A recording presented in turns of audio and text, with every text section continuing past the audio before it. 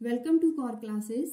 आज हम इस वीडियो में करने जा रहे हैं MTE 08 यूनिट फर्स्ट हमने कंप्लीट कर लिया था। आज हम यूनिट 2 स्टार्ट करने जा रहे हैं, methods of solving first order first degree equations. अब आपको लास्ट वीडियो में सिखाया गया था कि फर्स्ट ऑर्डर या फिर ऑर्डर कैसे फाइंड करते हैं और डिग्री किसी भी इक्वेशन में कैसे फाइंड की जाती है। तो first order first degree equation को सॉल्व करने का आज हम मेथड जो है वो पढ़ने वाले हैं। उसमें जो फर्स्ट मेथड है वो है सेपरेशन। सेपरेट कैसे किए जाएंगे, किसी भी डिफरेंशियल इक्वेशन में वेरिएबल्स अगर दिए जाएंगे तो उसे कैसे सेपरेट करेंगे। सेपरेशन ऑफ वेरिएबल्स आज हम पढ़ने जा रहे हैं। अब ये सेपरेशन का मतलब क्या है।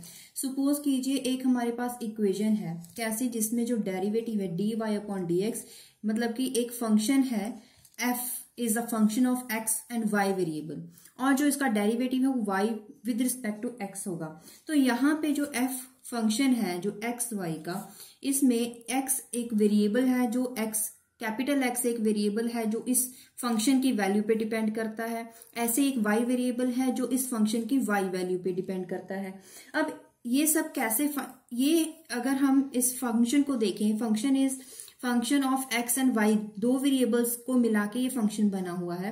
तो हम ऐसे इसको सेपरेट करेंगे। ये वेरिएबल इस वेरिएबल को सेपरेट करने के लिए हम इसे लिख सकते हैं x is a function of variable x, and y variable को सेपरेट करने के लिए हम लिख सकते हैं y variable y is the function of y variable. तो इसका मतलब ये होगा कि फंक्शन में x और y ऐसी टर्म्स होंगी, तो जैसे कि यहाँ पे dy/dx है तो y और x टर्म है, तो यहाँ पे हमें x और y दोनों टर्म्स को डिफरेंशिएट करना होगा, मतलब कि अलग अलग लिखना होगा, सेपरेट करना होगा। तो हम इस तरह से ऐसी फॉर्म में हमें इक्वेशन को लिखना होगा। यही होगा सेपरेशन ऑफ वेरिएबल का सोल्यूशन। तो हम कैसे करें।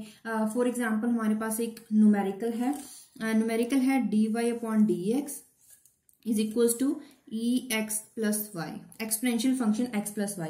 अब यहाँ पे एक न्यूमेरिकल नहीं है, जस्ट एक एग्जांपल है कि आपको इसे सेपरेट कैसे करना है। सेपरेट इस फॉर्म में करना है कि जो y है it is variable of y and dx is variable of x। तो यहाँ पे हम इसे कैसे डिफरेंशिएट करेंगे। It is a power of exponential function, तो हम इसे कैसे लिख सकते हैं, x into e y, base same power add. तब यहाँ पे इसका मतलब क्या हुआ कि जो ex प्लस वाई फॉर्म है उसे हम सेपरेट कर सकते हैं ex एंड ey फॉर्म में। अब यहाँ अगर इसे ऐसे फॉर्म में हमें सेपरेट करना हो तो कैसे लिखेंगे कि x जो वेरिएबल है वो यहाँ पे क्या है, e power x exponential function of x, और y वेरिएबल किसका फंक्शन होगा, ey। इसका मतलब ये हुआ कि इस फॉर्म को सेपरेट किया जा सकता है। लेकिन अगर आपके पास कुछ ऐसी फॉर्म दी गई हो जैसे कि dy/dx is equal to exy, अब इस फॉर्म को आप ex.ey नहीं लिख सकते हैं। इसका मतलब ये हुआ कि इसे या तो x y के साथ ही रहेगा, एक्सपोनेंशियल फंक्शन x अलग नहीं होगा, y अलग नहीं होगा, कोई पॉसिबिलिटी नहीं है। इसका मतलब ये हुआ कि this equation is not separable. अब एक और एग्जाम्पल है, जैसे कि नेक्स्ट एग्जाम्पल है dy/dx is equal to x plus y. अब यहाँ पे अगर आप सोचें कि dy के साथ हम y वेरिएबल लेके चलें और दूसरी साइड x वेरिएबल के साथ dx चला जाए, ये कोई पॉसिबिलिटी यहाँ पे नहीं है। ये जिसे इस तरफ लेके जाओगे तो वो y वेरिएबल भी dy/dx के साथ ही रहेगा। इसका मतलब ये हुआ कि dy और dx x और y वेरिएबल के साथ नहीं सेपरेट हो सकते, तो इसे भी बोलेंगे this equation is not separable. अब सेपरेट करने के लिए क्वेश्चन आपको कैसे आएगा कि आप डिफरेंशियल इक्वेशन को सॉल्व करें। आपको ऐसा इक्वेशन नहीं आएगा कि आप वेरिएबल को सेपरेट करें। आपको सिर्फ और सिर्फ एक डिफरेंशियल इक्वेशन दी गई होगी, आपको क्या करना है कि उसे आपको समझना है कि वो उसमें क्वेश्चन किस टाइप का आएगा, क्योंकि आगे आगे जो टॉपिक्स हैं उसके बेसिस पे जो न्यूमेरिकल्स हैं वो आगे और कॉम्प्लेक्स होने वाले हैं। तो हम बेसिक से स्टार्ट कर रहे हैं, तो उसके बाद जब आपको पेपर में क्वेश्चन आएगा तो वहां पे आपको कैसे पता चलेगा कि यहाँ पे कौन सा मेथड अप्लाई होगा।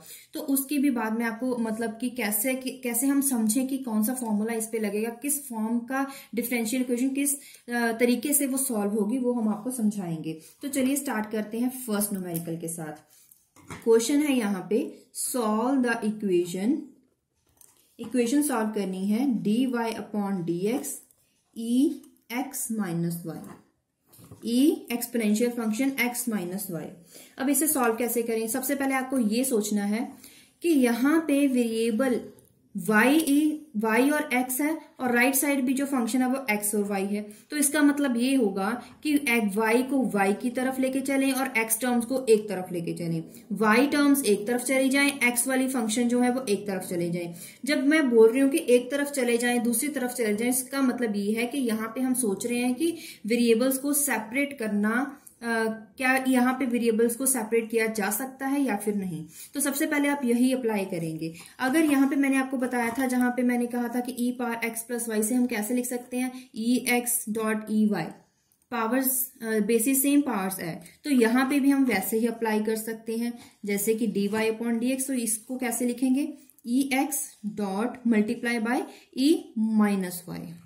ठीक है, अब यहाँ पे क्या ऐसा हो सकता है कि जो x टर्म है वो dx के साथ चली जाए और जो ये टर्म है y वाली टर्म वो dy के साथ चली जाए? वेरी इजी हो सकता है।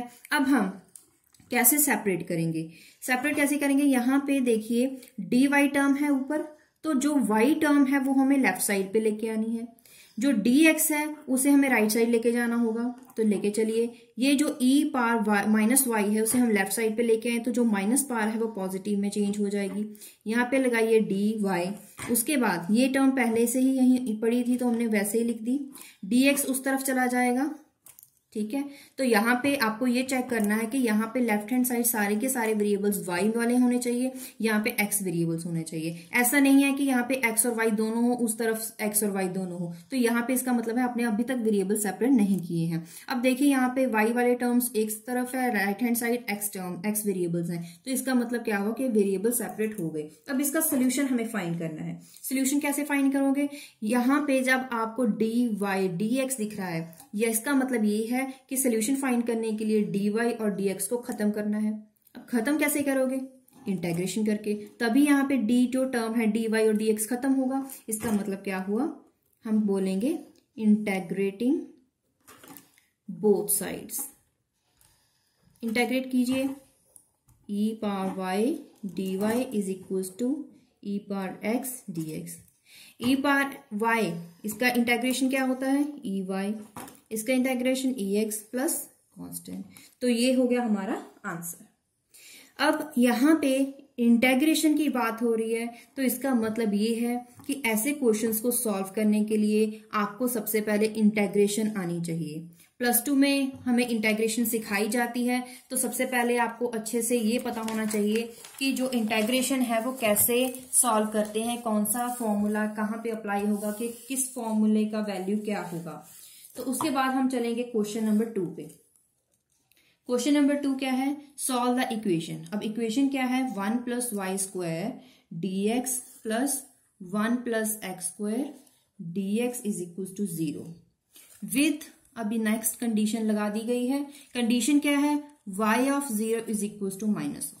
अब सबसे पहले तो हमें ये पता करना है कि यहाँ पे देखिए y वेरिएबल है, x वेरिएबल है, x वेरिएबल है, x वेरिएबल है। इसका मतलब यहाँ पे सिर्फ 2 वेरिएबल्स हैं, फंक्शन किसका है, x और y वेरिएबल का। इसका मतलब यहाँ पे सबसे पहले हम अप्लाई करेंगे कि यहाँ पे कि जो वेरिएबल है क्या वो सेपरेट हो सकते हैं। जब आप उसका सोल्यूशन फाइंड कर लोगे इंटेग्रेशन करने के बाद, उसके बाद आपको ये इनिशियल कंडीशन लगानी होगी। This is known as initial condition, जो हमने फर्स्ट यूनिट में पढ़ी थी। इनिशियल कंडीशन को अगर आपको नहीं पता है तो आप इनिशियल वैल्यू प्रॉब्लम को अगर समझना चाहते हैं तो लास्ट वीडियो जो हमने बनाई है MT 8 के लिए, तो आप वो देख सकते हैं। तो चलिए क्वेश्चन स्टार्ट करते हैं। सोल्यूशन, सबसे पहले गिवन इक्वेशन को दोबारा लिखेंगे। जो गिवन इक्वेशन है 1 plus y square d x 1 plus x square d y is equal to 0। अब यहाँ पे हमें वेरिएबल सेपरेट करने हैं, y वाली टर्म्स एक तरफ, x वाली टर्म्स एक तरफ। यहाँ पे हम क्या करने वाले हैं, सबसे पहले यहाँ पे सेंटर में प्लस साइन है तो इस टर्म को राइट हैंड साइड ले जाएं, क्योंकि dx और dy दोनों एक तरफ नहीं रह सकते। तो यहाँ पे हमें एक तरफ लेफ्ट हैंड साइड में रखने वाली हूँ dx, और राइट हैंड साइड जो माइनस साइन के साथ जाएगा वो हो जाएगा dy। अब यहाँ पे dx है लेकिन टर्म y वाली है, y है dy लेकिन जो टर्म है वो x वेरिएबल के साथ है। इसका मतलब इसे इस तरफ लेके जाना होगा, y वाली टर्म को इस तरफ लेके आना होगा। तो ले आइए, क्या आ जाएगा 1 upon 1 plus x square d x is equal to minus 1 upon 1 plus y square d y. यहां तक वेरिएबल सेपरेट हो गए। सभी जो लेफ्ट हैंड साइड सभी वेरिएबल एक्स है और राइट हैंड साइड सभी वेरिएबल जो हैं वो वाई वेरिएबल हैं। तो यहाँ पे हम अब करेंगे इंटेग्रेशन। नेक्स्ट स्टेप होगा इंटेग्रेशन बोथ साइड। तो फर्स्ट स्टेप हो गया हमारा यहाँ पे कि हमने सेपरेट कर दिए वेरिएबल। अब सेकंड स्टेप क्या होगा हमारा कि हमें क्या करना है, हमें करना है इंटेग्रेशन। तो यहाँ पे कर दीजिए इंटेग्रेशन। इसके लिए आपको पता होना चाहिए फॉर्मूलेज। इंटेग्रेशन कीजिए 1 plus y square d y. अब इंटेग्रेशन करोगे आपको पता होगा कि अगर आप इंटेग्रेशन करते हो 1 plus x square d x तो इसका फॉर्मूला क्या होता है, टेंजेंट इनवर्स एक्स। तो यहाँ पे और यहाँ पे दोनों तरफ अप्लाई कीजिए तो क्या आ जाएगा, यहाँ पे आ जाएगा tangent inverse x is equals to minus तो है ही, यहाँ पे y है तो यहाँ पे लग जाएगा tangent inverse y plus constant term. ठीक है, अब हम क्या करेंगे, जो टेंजेंट टर्म है यहाँ पे नेगेटिव टर्म है तो राइट लेफ्ट हैंड साइड ले आते हैं। Tangent inverse x plus tangent inverse y is equal to c। Okay, अब यहाँ पे हमने ये सोल्यूशन निकाल दिया है। अब नेक्स्ट स्टेप थर्ड क्या होगा हमारा, इनिशियल वैल्यू प्रॉब्लम। वो क्या थी, जब x, क्योंकि यहाँ पे दिया गया था y 0 इज इक्वल टू -1। यहाँ क्या मतलब क्या है, जब x की वैल्यू 0 है तो उस टाइम y जो है वो है -1। तो यही हम इस इक्वेशन में, इक्वेशन नंबर 1 में पुट करेंगे। फ्रॉम इक्वेशन नंबर 1 क्या करेंगे, हम यहाँ पे वैल्यू पुट करेंगे। x वैल्यू यहाँ पे रख देंगे 0 और y जो वैल्यू है उसे रख देंगे यहाँ पे -1 which is equal to c। Tangent inverse 0 is 0, tangent inverse -1, tangent 1 कब होता है 45 डिग्री पे, तो यहाँ पे आ जाएगा -π/4 क्योंकि नेगेटिव है। तो यहाँ पे c एज इट इज।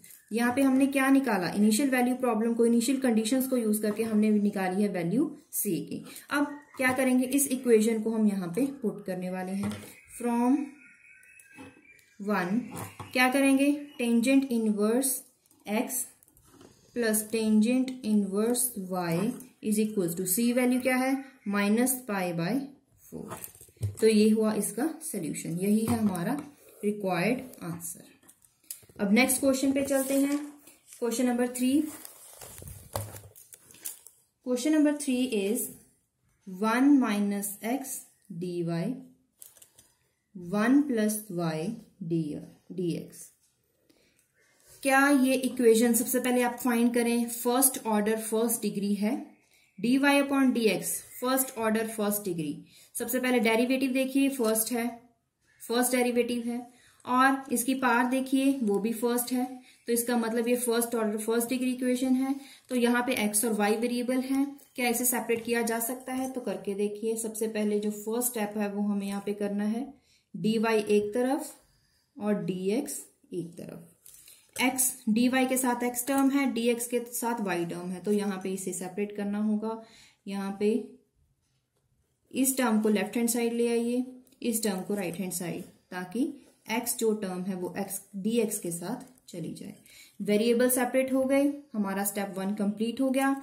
अब यहाँ पे हमें सेकंड स्टेप क्या करना है, इंटेग्रेटिंग बोथ साइड्स। इंटेग्रेट कीजिए, इंटीग्रेशन लोगे dy 1/1 प्लस x dx।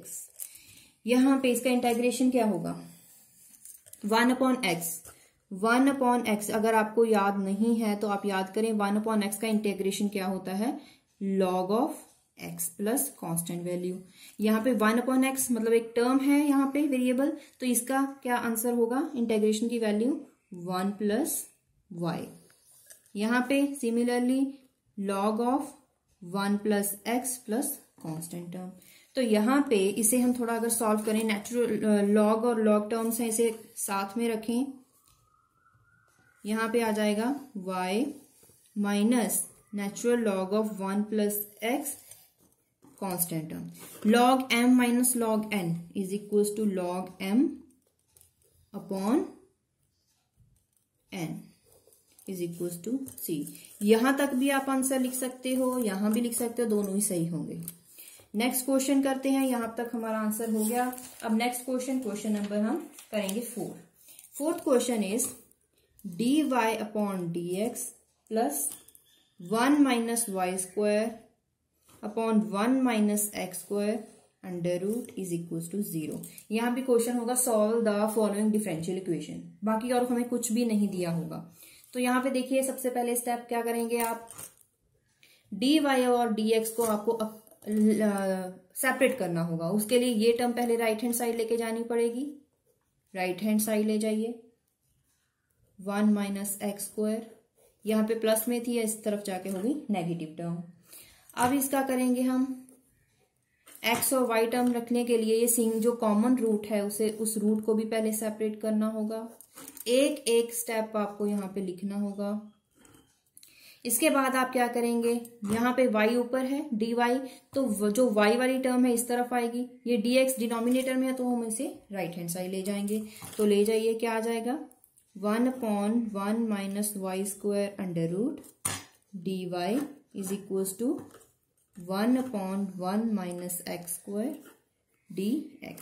अब आपको नेक्स्ट स्टेप क्या करना है, इंटेग्रेटिंग अबव इक्वेशन, दोनों साइड इंटेग्रेशन करोगे, वही साइन लगाओगे, वो स्टेप मैं नहीं लिख रही हूं, आप लिखोगे। उसके बाद जब आप इसका इंटेग्रेशन करोगे तो क्या आ जाएगा, आपको अगर पता हो, यहाँ पे अगर इंटेग्रेशन करोगे, आपको अगर रूल्स याद हो, integration value 1 upon 1 minus x square under root, यहाँ पे अगर इंटेग्रेशन होती है तो उसका जो फॉर्मूले का वैल्यू होता है वो होता है साइन इनवर्स एक्स। तो यहाँ पे भी क्या लगेगा, यहाँ पे आ जाएगा sine inverse y is equal to minus, ये फॉर्मूले के लिए क्या हो जाएगा, sine inverse x plus constant term. तो हम इस तरफ जो नेगेटिव टर्म है उसे लेफ्ट हैंड साइड ले आए, सिर्फ रीअरेंज कर रहे हैं, sine inverse y plus sine inverse x is equal to C.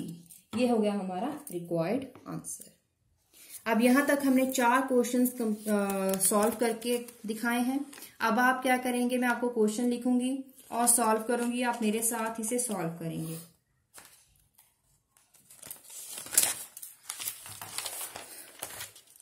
Question number 4 हमने कर लिया है, अब हम करेंगे क्वेश्चन नंबर 5।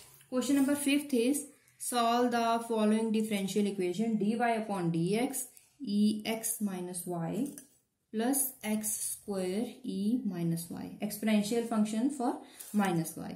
अब यहाँ पे देखेंगे कि वेरिएबल सेपरेट हो सकते हैं या नहीं। तो सबसे पहले हम इस टर्म को सेपरेट करना होगा, जैसा कि हमने फर्स्ट क्वेश्चन में किया था, e x multiply by e power minus y plus 1 plus x square e minus y. अब दोनों में ई माइनस वाई कॉमन है तो ले लीजिए कॉमन, क्योंकि यहाँ पे और कोई वाई वेरिएबल वाई टर्म नहीं है, सिर्फ यही है, तो हम इसे कॉमन ले सकते हैं। तो क्या आ गया, ई एक्स प्लस यहाँ पे क्या बचा, एक्स स्क्वायर।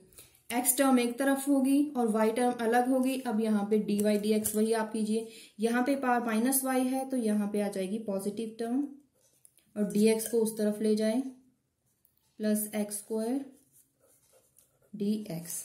यहाँ पे वेरिएबल तो सेपरेट हो गई, वही next step similarly integrating both sides, integration कीजिए D y e x plus x square. अब यहाँ पे आपको अगर इंटेग्रेशन आती है आगे बहुत इजी है, क्योंकि इसके लिए आपको इंटेग्रेशन अगर आती है तभी आप ये क्वेश्चन सॉल्व कर सकते हैं, अदरवाइज नहीं कर सकते। यहाँ पे हमने सेपरेट कर लिया, इसके बाद आपको सिर्फ और सिर्फ इंटेग्रेशन करनी है, e x as it is plus यहाँ पे पावर प्लस हो जाएगी। मैं आपको बता भी देती हूँ, क्योंकि x power n d x is equal to x power n plus 1 n plus 1, ये हम यहाँ पे अप्लाई कर रही हूँ प्लस कांस्टेंट। अब क्वेश्चन आप यहाँ भी छोड़ सकते हैं, आगे जो ई एक्सपोनेंशियल टर्म्स है उसे आप लेफ्ट हैंड साइड भी लिख सकते हैं। यहाँ हो गया question 5th term solve, question 5th solve हो गया। अब हम चलते हैं क्वेश्चन नंबर 6 पे। Question number 6 is very easy, dy upon dx plus y² is equal to 0। ये तो बहुत ही सिंपल है। ये मैं यहाँ पे क्वेश्चंस इसलिए ले रही हूँ क्योंकि ये लास्ट जो 10 ईयर्स हैं उनमें से ये क्वेश्चंस आ चुके हैं, वही मैंने यहाँ पे उठाए हैं और इसीलिए मैं यहाँ पे सिंपल और कॉम्प्लिकेटेड सभी क्वेश्चंस को यहाँ पे सॉल्व करने वाली हूँ, क्योंकि बहुत सारे जो स्टूडेंट्स थे वो बोल रहे थे कि आप यहाँ पे लास्ट ईयर क्वेश्चंस है वो जरूर सॉल्व करवाएं, क्वेश्चन पेपर सॉल्व करवाएं। तो यहाँ पे कुछ स्टूडेंट बोल रहे थे कि आप जो चैप्टर वाइज लेके चलें, क्वेश्चन सॉल्व करवाएं चैप्टर वाइज। तो दोनों को देखते हुए हम दोनों ही काम कर रहे हैं, साथ के साथ जो आपकी बुक में सॉल्व है क्वेश्चंस वो भी करेंगे और उसके साथ साथ जो लास्ट ईयर में क्वेश्चन पेपर्स हैं उसको भी लेके चल रहे हैं। जो क्वेश्चंस इस टॉपिक में आते हैं वो हमने सभी यहाँ पे काउंट किए हैं। तो चलिए, क्वेश्चन इज वेरी इजी। तो सबसे पहले इस टर्म को राइट हैंड साइड लेके आई हूँ, उसके बाद डी वाई जो टर्म है उसे मैं एक तरफ लेके चल रही हूँ, तो डी एक्स टर्म कोई भी नहीं है। इसके बाद वही इंटेग्रेशन कीजिए बोथ साइड्स। इंटेग्रेशन करोगे -1/y² dy dx। यहाँ पे पावर ऊपर लेके जानी पड़ेगी, -2 dy dx। इसके बाद इसकी पावर वही आप xn+1 करेंगे तो क्या आ जाएगा, -1। यहाँ पे क्या आ जाएगा, x + c। अब यहाँ पे इसे सॉल्व करें, नेगेटिव नेगेटिव टर्म खत्म हो जाएगी, यहाँ पे आ जाएगा 1/y x + c।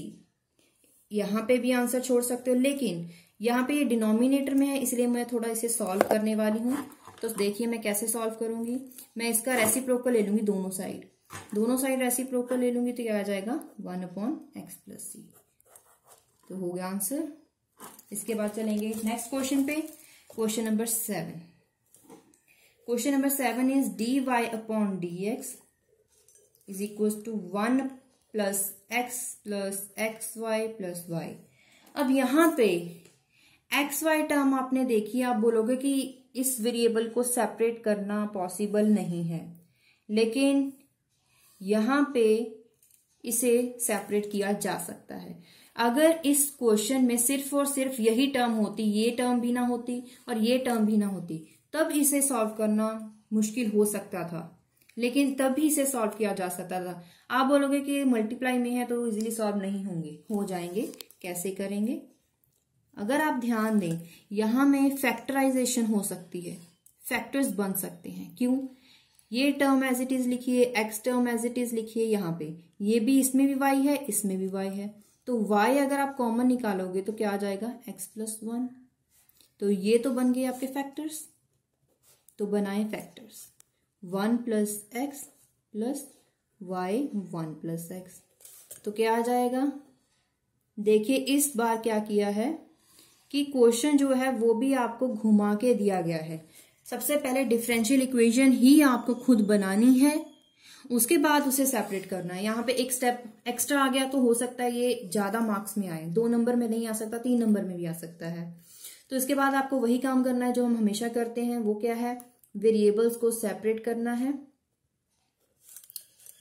1 + x, ये dx उस तरफ चला गया। Next step is integrating both sides. Integration कैसे करोगे, dy/1 + y 1 + x dx। dy मैं अभी नहीं कर रही हूं क्योंकि अभी मुझे राइट हैंड साइड जो है वो सॉल्व करनी है। ब्रैकेट खोल दिया, अब मैं इसे इंटेग्रेशन करने वाली हूँ। यहाँ पे आ जाएगा log of 1 + y 1x plus, यहाँ पे क्या आ जाएगा, इसकी पावर कितनी है, 1x² + 2c कांस्टेंट टर्म। तो यहाँ पे ये हो गया इस क्वेश्चन का सोल्यूशन। हमने वेरिएबल भी सेपरेट किए और उसका सोल्यूशन भी निकाला। Next question is question number 8, ey + 1 cos x dx plus ey sin x dy is equal to 0। अब यहाँ पे ट्रिग्नोमेट्रिक टर्म भी है, एक्सपोनेंशियल टर्म्स भी हैं, तो वही हम काम करना होगा हमें। सबसे पहले dx एक तरफ, dy एक तरफ, ये लिखेगा एज इट इज लिखा जाएगा। ये प्लस में है, नेगेटिव साइन एक्स dy। अब y टर्म्स एक तरफ कर लीजिए, x टर्म एक तरफ कर लीजिए। ये है x टर्म यहाँ पे, बाकी कोई नहीं है, इसलिए ये लेफ्ट साइड तो आ जाएगी डिवाइड में इज इक्वल्स टू, ये एज इट इज था। यहाँ पे होगी y टर्म, तो ये मल्टीप्लाई में थी, यहाँ पे आ गई डिवाइड में। अब हमें क्या करना है, इंटेग्रेशन। स्पेस कम है इसलिए मैं एक स्टेप खत्म कर रही हूं, आपको पहले वो स्टेप लिखना है इंटेग्रेशन डाल के, उसके बाद इसे सॉल्व करना है। यहाँ पे कॉस बाय साइन क्या होता है, कॉट थीटा। कॉट थीटा, तो कॉट थीटा जो होता है उसका जो इंटेग्रेशन होता है, अगर आपको याद हो तो वो क्या होता है, लॉग ऑफ साइन एक्स। अब इसको और कैसे समझें, अगर आपको ये वैल्यू याद ना रहे तो अगर आप +2 में थोड़ा जाएं तो आपको ये याद आएगा कि अगर जो डिनोमिनेटर में टर्म होती है उसका डेरिवेटिव जस्ट ऊपर न्यूमरेटर में पड़ा हो, तो जो नीचे टर्म होती है डिनोमिनेटर में उसका लॉग लगा के प्लस कांस्टेंट लिख देते हैं, वो हो जाता है उसका आंसर। अगर नीचे जो डिनोमिनेटर टर्म का डेरिवेटिव न्यूमरेटर में पड़ा हो तो आंसर होता है लॉग ऑफ डिनोमिनेटर टर्म। अब यहाँ पे भी साइन थीटा का डेरिवेटिव है कॉस थीटा, तो इसका डेरिवेटिव जस्ट न्यूमरेटर में पड़ा है, तो हम लिख सकते हैं यहाँ पे सीधा सीधा log of sine x is equals to, इसका इंटीग्रेशन देखिए। यहाँ पे ये टर्म अगर नेगेटिव टर्म सेपरेट भी रखें, यहाँ पे है EY +1, इसका डेरिवेटिव करके देखिए। इसका डेरिवेटिव जब आप करोगे इसका आंसर आएगा EY +0, कांस्टेंट टर्म का डेरिवेटिव 0। तो इसका मतलब ये हुआ कि इसका अगर डेरिवेटिव करोगे तो आपके पास आंसर आएगा EY, तो ये तो ऊपर पड़ा है EY। इसका मतलब हम लिखेंगे लॉग ऑफ डिनोमिनेटर टर्म, क्या आ जाएगा यहाँ पे, log of EY +1 plus constant term. तो यहाँ पे ये भी लॉग है, ये भी लॉग है, तो इन दोनों को इकट्ठा करना पड़ेगा, क्या आ जाएगा, log of sine x minus, minus में है तो इस तरफ प्लस आ जाएगा, log of EY +1 is equals to c, is equals to c आ गया।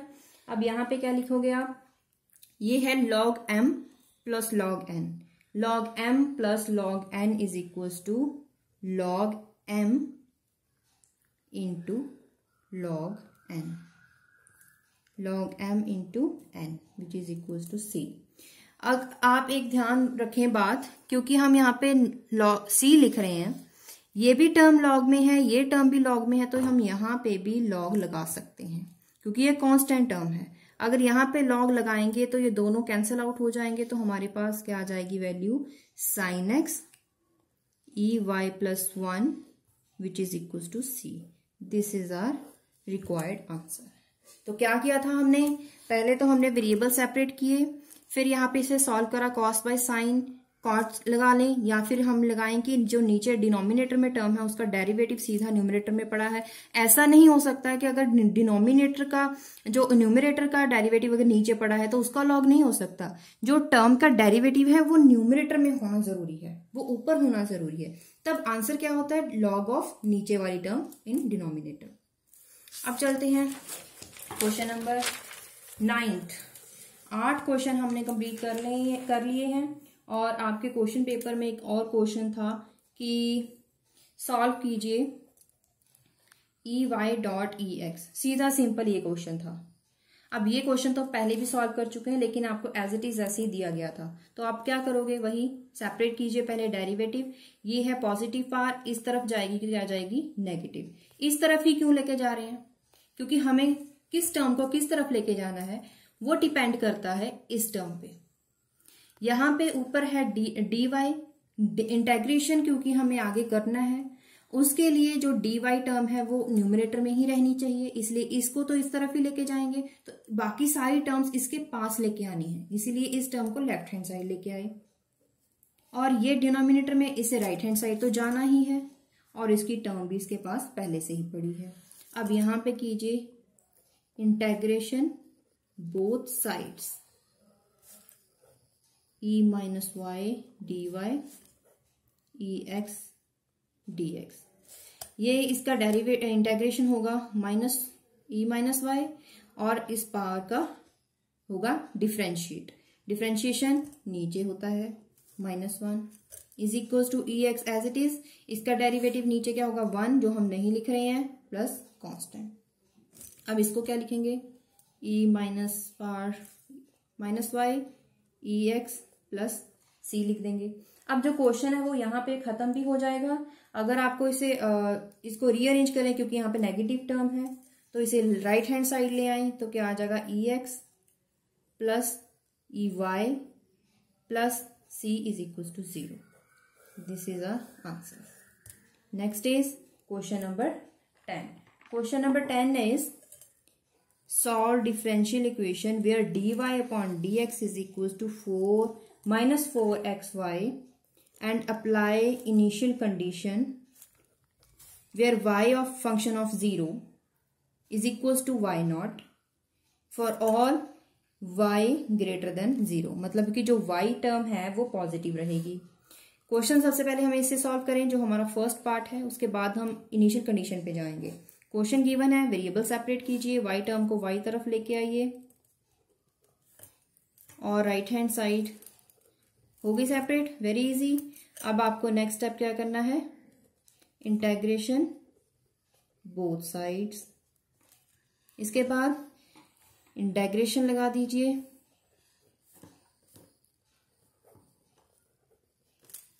अब इंटेग्रेशन इसका क्या होगा log of y -4 as it is. इसको क्या लिखोगे x पावर 1, यहाँ पे आ जाएगा x square by 2 plus constant. ये हो गया सॉल्व। यहाँ पे लगाइए log y -2x square plus c। अब इस नेगेटिव टर्म को सॉल्व करने के लिए राइट हैंड साइड ले आइए, log y +2x square is equal to c। यहां तक हमने सॉल्यूशन निकाल लिया, लेकिन अब आगे लगाएंगे हम इनिशियल कंडीशन। वो ये है कि y is a function of x। x अगर 0 है, x 0 पे y की वैल्यू कन्वर्ट हो जाएगी y नॉट में। मतलब हम लिखेंगे when x is equal to 0 y क्या पुट करेंगे y not from equation number 1। अब इस इक्वेशन में जहां y है वहां y नॉट लिखिए, जहां x है वहां 0 लिखिए। log y not plus 2 into 0 is equal to c, log y not is equal to c। यहाँ पे कांस्टेंट वैल्यू हो गई खत्म। इस कांस्टेंट वैल्यू को इक्वेशन नंबर फर्स्ट में पुट कीजिए। यहाँ पे लिखना पड़ेगा from equation number 1 log y minus plus 2x square is equal to log y not.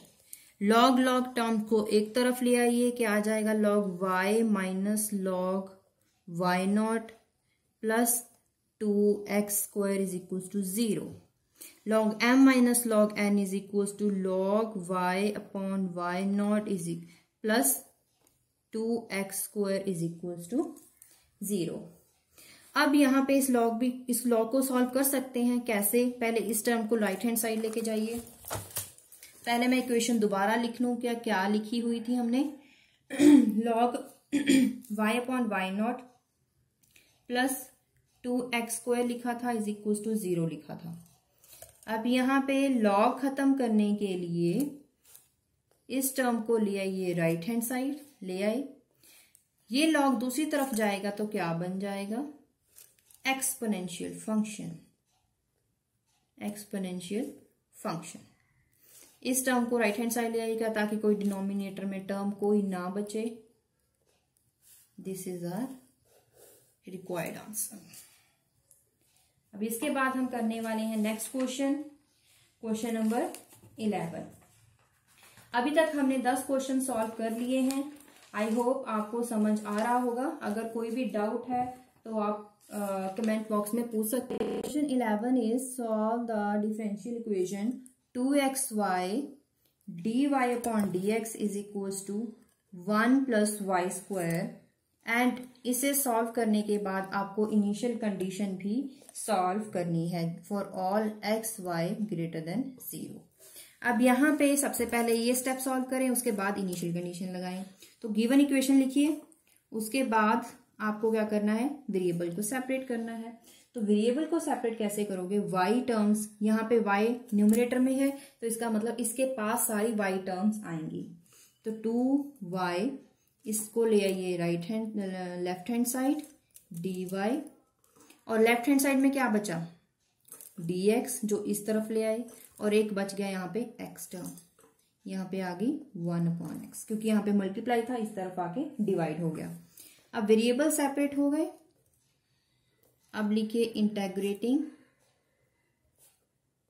Both sides, integrate कीजिए 1 प्लस वाई स्क्वायर dy।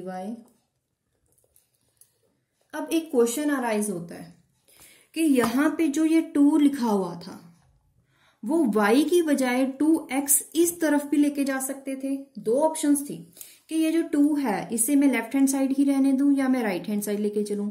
अब मैंने सोचा सिचुएशन को देख के, सिचुएशन ये कहती है कि y स्क्वायर है, जब ये लेफ्ट हैंड साइड आया, अगर मैं यहाँ पे 2 ना भी लिखती तो आ जाता y upon 1 plus y square.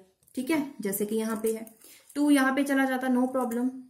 यहाँ पे अगर आप यूज करें कि डिनोमिनेटर का जो डेरिवेटिव अगर ऊपर पड़ा है या नहीं, y स्क्वायर का डेरिवेटिव होगा 2y, इसीलिए मैंने यहाँ पे पहले से ही 2 इसके साथ रखा, ना कि x टर्म के साथ, ताकि मुझे सब सीधा सीधा आंसर मिल जाए कि जो डिनोमिनेटर में टर्म है उसका डेरिवेटिव सीधा ऊपर पड़ा है। 1 जो है इसका जो डेरिवेटिव वो तो 0 होगा, तो y स्क्वायर का हो गया 2y। इसका मतलब जो पूरी नीचे टर्म पड़ी है डिनोमिनेटर में उसका पूरा डेरिवेटिव इस पे न्यूमरेटर में है। तो सीधा आंसर इसका क्या आ जाएगा, log of 1 plus y square. और यहाँ पे भी x का जो log है वो x का डेरिवेटिव 1 ऊपर पड़ा है, और 1 अपॉन x का वैसे भी फॉर्मूला होता है log ऑफ x प्लस, और यहाँ पे क्या आ जाएगा, क्योंकि मैंने आपको बताया था सभी टर्म्स अगर लॉग में है तो इसे भी हम कांस्टेंट टर्म को लॉग में लिख सकते हैं। अब यहाँ पे क्या करोगे, log terms left hand side लेके आइए, इकट्ठी कर दीजिए। Log m minus log n is equal to log क्या आ जाएगा, m अपॉन n। यहां तक हो गया, दिस इज इक्वेशन नंबर 1। अब यहां पे हमने सोल्यूशन निकाला, लेकिन हमें क्या चाहिए था, हमें चाहिए था इनिशियल कंडीशन, वो है y of 2 is equal to 3। It means when x is equal to 2 y क्या है 3। अब आप लिखोगे, इक्वेशन हम यूज कर रहे हैं इक्वेशन नंबर 1, इसमें जहां पे भी x है वहां पे आप लिखोगे 2, y में आप लिखोगे 3 is equal to log of c। यहां पे क्या आ जाएगा, यहां पे आ जाएगा लॉग, यहां पे कैंसल आउट, 9 प्लस 1 10/2 c। तो यहां पे c क्या आ गया 5। अब आपको क्या करना है, इसी वैल्यू को इस इक्वेशन में पुट कीजिए। लिखिए दोबारा से फ्रॉम 1, या फिर लिखिए substitute the value of c in equation number 1, सारी टर्म एज इट इज, सिर्फ लॉग वैल्यू आप यहां पे लिखोगे, बाकी सारा आंसर सॉल्व।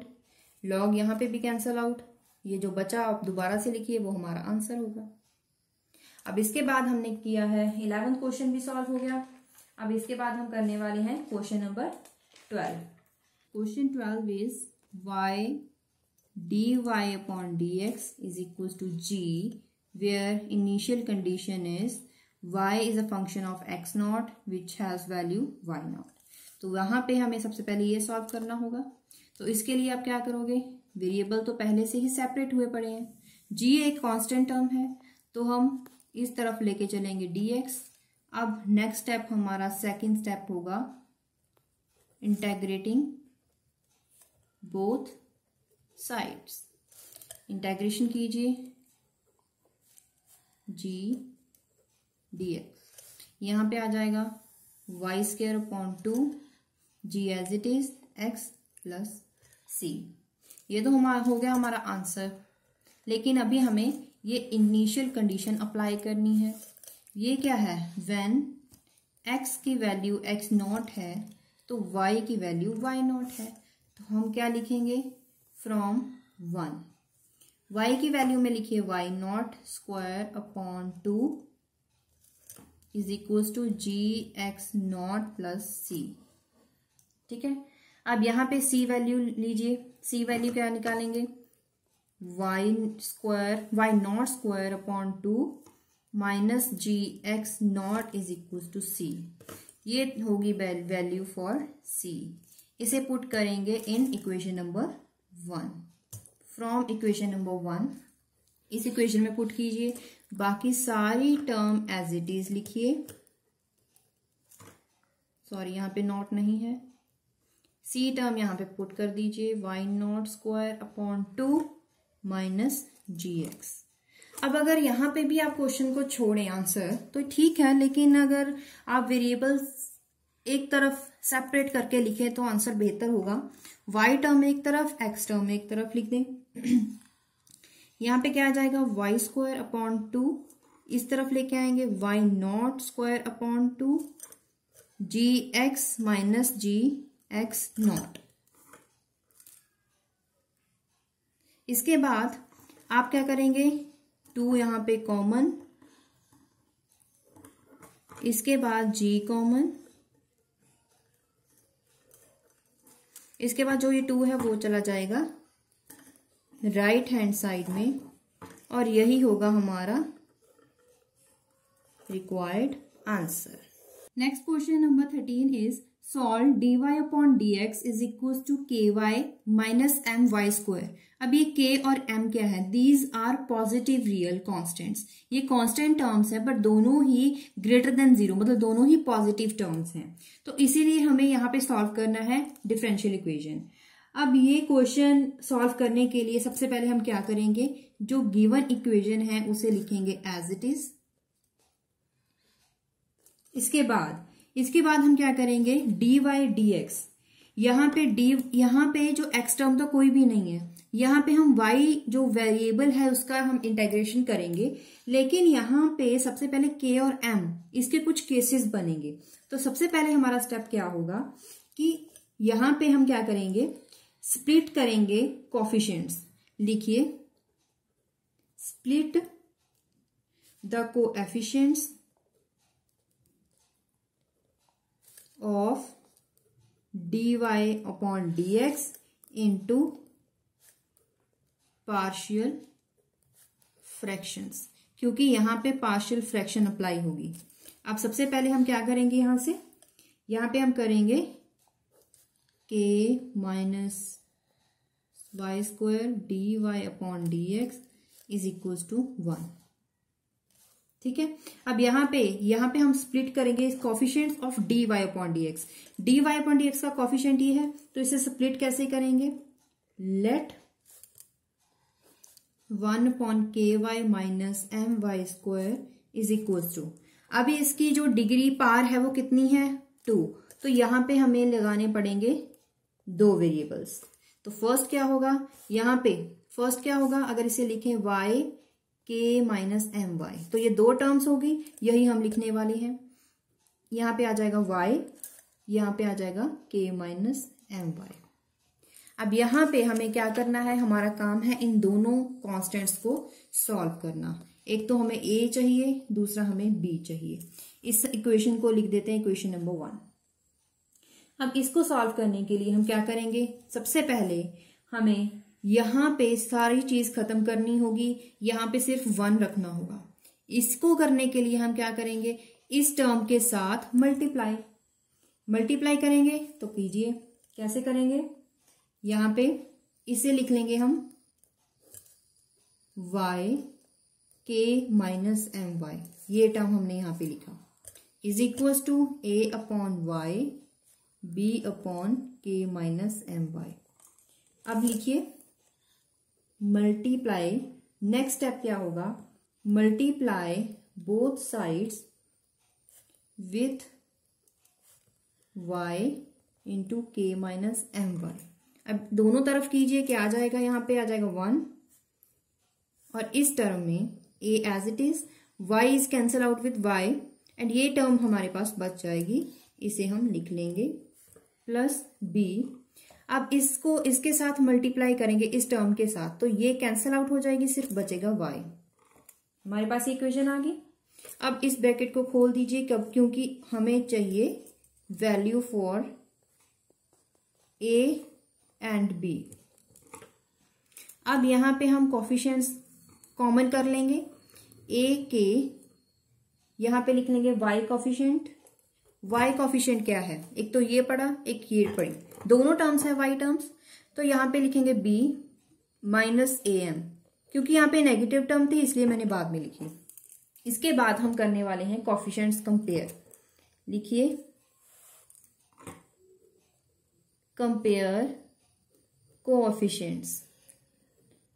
सबसे पहले हम करेंगे coefficient of y। y coefficient के लिए राइट हैंड साइड क्या है, b माइनस am, और लेफ्ट हैंड साइड पे कोई y का कोएफिशिएंट है, नहीं है, इट इज इक्वल टू 0।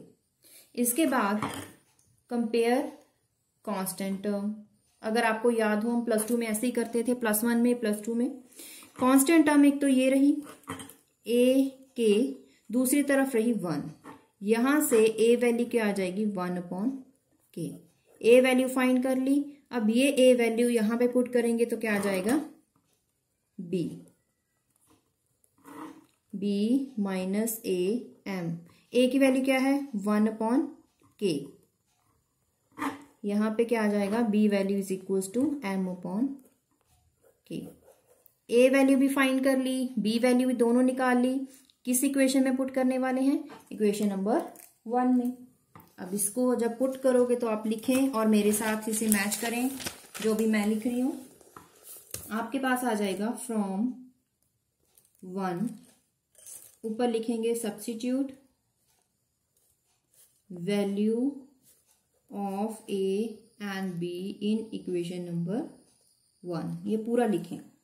अब इसके बाद जब सॉल्व करोगे 1 प्लस के वाई, a वैल्यू लिखी, इसके बाद यहां पे लिखोगे आप b वैल्यू, और ये लेफ्ट हैंड साइड में जो टर्म थी अभी मैंने राइट हैंड साइड में लिख दी, ब्रैकेट ओपन करके।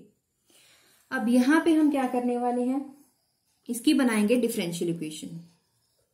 अब लिखिए डिफरेंशियल इक्वेशन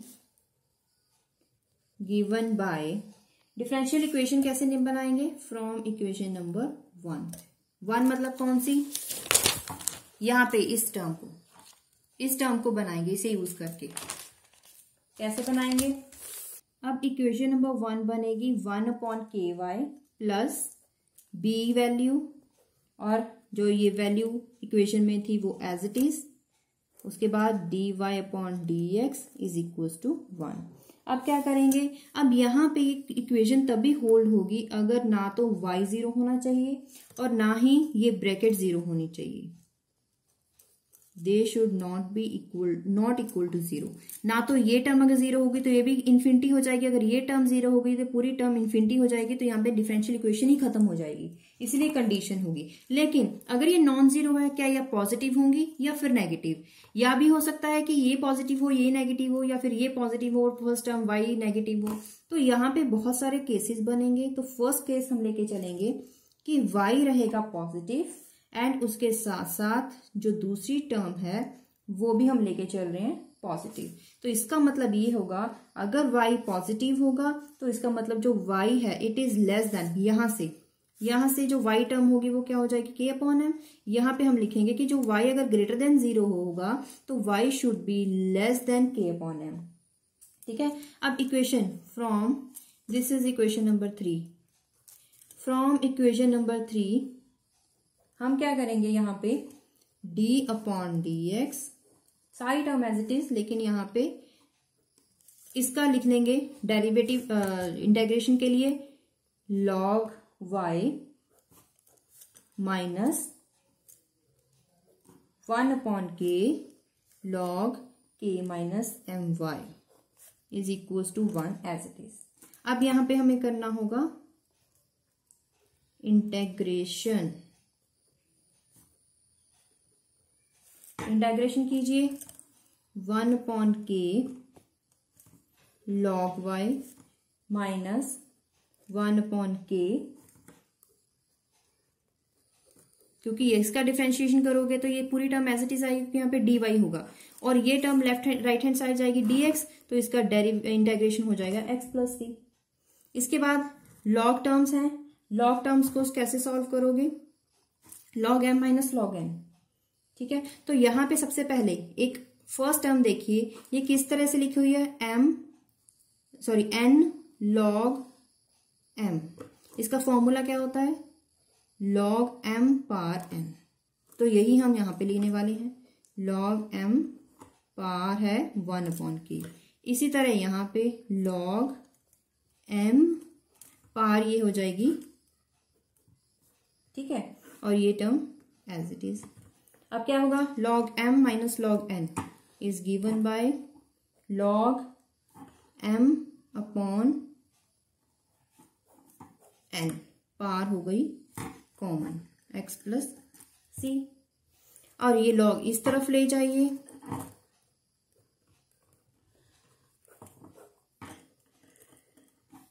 क्या आ जाएगा, एक्सपोनेंशियल फंक्शन, ठीक है। अब ये तो होगा केस नंबर वन। अब सेकंड केस लेके चलते हैं। पहला केस हमने लिया था कि y लेके चलते हैं हम positive greater than 0, second case में लेके चलते हैं कि y है नेगेटिव टर्म। अब लिखेंगे व्हेन y इज नेगेटिव, अब जो ये टर्म है k माइनस एम वाई, अब वो क्या हो जाएगी, positive, then k minus m y positive. अब ऐसा क्यों, क्योंकि हम पहले ही क्वेश्चन में दिया गया है कि ना तो m नेगेटिव है ना ही k नेगेटिव है, ये दोनों टर्म्स अगर पॉजिटिव हैं तो ये पूरी टर्म भी पॉजिटिव होनी चाहिए, ठीक है, वही हम लेके चलेंगे। अब क्वेश्चन नंबर जो इक्वेशन नंबर 3 है उस पे क्या इफेक्ट पड़ेगा, वहां पे जो टर्म थी फर्स्ट टर्म जहां पे 1 अपॉन के था, अगर आप पीछे पेज लेके देखें तो वहां आपको ये वैल्यू नेगेटिव दिखाई देगी, क्योंकि ये टर्म नेगेटिव है तो इसलिए y भी हम लेके चल रहे हैं नेगेटिव, इसलिए हमने y के आगे नेगेटिव लगा दिया, और ये plus minus 1 upon k log k minus m y is equal to x plus c. ये मैंने सीधा सीधा इसका डेरिवेट जो इंटेग्रेशन करा था उसके बाद का रिजल्ट है, या आप इसे लिखें, इस इक्वेशन को लेके चलें, यहाँ पे इक्वेशन नंबर 4 मान लें इसे, तो यहाँ पे आप लिखें फ्रॉम इक्वेशन नंबर 4, क्योंकि यहाँ पे सिर्फ और सिर्फ हम रिजल्ट इंटेग्रेशन रिजल्ट को देखने वाले हैं, तो इक्वेशन नंबर 4 से हमें ये मिला, ठीक है। अब बस जस्ट आपको इसे सॉल्व करना है। सॉल्व कैसे करोगे, log m minus log n लगाइए, लॉग एम पार लॉग एन, यहाँ पे भी पार कीजिए, फिर लॉग एम अपॉन एन की वैल्यू लिखेंगे, डायरेक्ट मैं यहाँ पे रिजल्ट लिख दे रही हूँ, आप पहले सॉल्व करेंगे फिर लिखोगे, ठीक है। अब लास्ट केस जो थर्ड ऑप्शन हो सकती है वो क्या थी, y पॉजिटिव हो और जो दूसरी टर्म है वो हो नेगेटिव। अगर ये नेगेटिव हो गई तो जो y टर्म है वो तो हो जाएगी positive greater than k upon m, तो वही लेके चलें फ्रॉम इक्वेशन नंबर 4 y लेके चल रहे हैं पॉजिटिव, तो यहाँ पे नेगेटिव साइन नहीं लगेगा, ये वैल्यू नेगेटिव है तो यहाँ पे नेगेटिव साइन लेके चलेंगे, नेगेटिव साइन लेंगे तो ये पूरी टर्म उल्टा हो जाएगी, तो यहाँ पे पूरा, यहाँ पे नेगेटिव लेंगे तो ये नेगेटिव हो जाएगी, ये पॉजिटिव हो जाएगी, वही हम लिखेंगे यहाँ पे, बाकी जो राइट साइड टर्म है वो एज इट इज। यहाँ पे फिर से इसे सॉल्व कीजिए, ये पार ऊपर चली जाएगी, ये पार ऊपर चली जाएगी, फिर log m minus log n, जिसका फॉर्मूला क्या होगा, लॉग एम अपॉन एन, इसकी पार क्या होगी 1 अपॉन के x प्लस सी। अब log लेके जाइए दूसरी तरफ, क्या बन जाएगा, एक्सपोनेंशियल फंक्शन। तो ये हो गए हमारे तीनों केसेस। क्योंकि यहाँ पे क्वेश्चन को देखिए, अगर आप क्वेश्चन को ध्यान में रखें, एक ऐसा टाइप का क्वेश्चन भी पेपर में आया था, इसीलिए हमने यहाँ पे इसे कंसीडर करना जरूरी समझा। क्योंकि यहाँ पे जो क्वेश्चन है वहां पे ये दो कंडीशंस दी गई हैं। अब अगर ये दो कंडीशंस दी गई हैं तो यहां से इस टर्म में ये इफेक्ट पड़ेगा। ये पॉजिटिव भी हो सकती है, एक पॉजिटिव, अगर y पॉजिटिव है तो पूरी टर्म नेगेटिव हो सकती है, y पॉजिटिव है तो ये पूरी टर्म पॉजिटिव भी हो सकती है, या फिर सिर्फ y नेगेटिव हो सकता है। तो तीनों केसेस यहाँ पे डिस्कस करने जरूरी थे। तो सबसे पहले हमने इक्वेशन बनाई, फिर पार्शियल डिफरेंशिएशन किया। ये 4 या 5 मार्क्स जितना भी आपके लिए मैक्सिमम मार्क्स का क्वेश्चन हो सकता है वो पेपर में यही इस ऐसी क्वेश्चन के फॉर्म में आएगा। उसके बाद डिफरेंशियल इक्वेशन सॉल्व करा, फिर उसके बाद हमने बारी बारी केसेस लिए। सेकंड केस नेगेटिव के लिए, थर्ड केस एक पॉजिटिव एक नेगेटिव। फर्स्ट केस था वो भी क्या था कि दोनों ही पॉजिटिव, सेकंड केस नेगेटिव। अब थर्ड केस एक पॉजिटिव एक नेगेटिव। ठीक है, तो अगर आपके लिए वीडियो हेल्पफुल रही है, हमने क्योंकि यहाँ पे 13 क्वेश्चंस जो आपकी बुक में क्वेश्चन है और उसके साथ साथ ज्यादा क्वेश्चन हमने वो लिए हैं जो लास्ट प्रीवियस क्वेश्चन पेपर में आए थे। कुछ क्वेश्चन आपकी बुक में से आए थे, कुछ क्वेश्चंस अलग बाहर से आए थे, तो वो हमने सभी के सभी यहाँ पे कंसीडर किए हैं। तो आई होप आपके लिए वीडियो हेल्पफुल रहेगी। अगर आपको वीडियो हेल्पफुल है तो प्लीज इस चैनल को सब्सक्राइब करें, वीडियो को लाइक करते रहें और अपने क्लासमेट्स के साथ शेयर करें ताकि वो भी इस वीडियो का फायदा उठा सकें। और इसके साथ साथ अगर कोई क्वेरी है तो आप कमेंट बॉक्स में पूछ सकते हैं। और इसके अलावा अगर कोई सजेशन देना चाहते हैं वो भी आप कमेंट बॉक्स में दे सकते हैं। नेक्स्ट वीडियो जल्दी ही अपलोड करेंगे नेक्स्ट एक नए टॉपिक के साथ। तो देखते रहिए हमारा चैनल कोर क्लासेस।